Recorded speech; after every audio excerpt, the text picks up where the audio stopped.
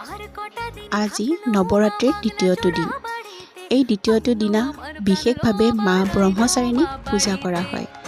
ব্ৰহ্মচাৰিণীক জ্ঞান, তপস্যা আৰু ত্যাগ দেৱী বুলিও গণ্য কৰা হয়।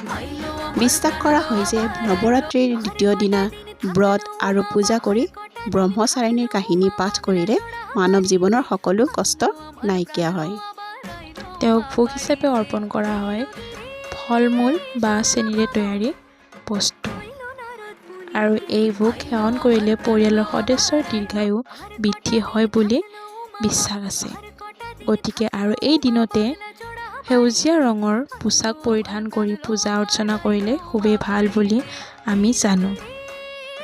আৰু হয়তো আমি সকলোৱে জানো ব্ৰহ্মচাৰিণী শব্দটো দুটা সংস্কৃত মূলৰ শব্দৰ পৰা সৃষ্টি হৈছে। ব্ৰহ্মা শব্দৰ অৰ্থ হৈছে এক আত্ম-অস্তিত্ববান আত্মা, পৰম বাস্তৱতা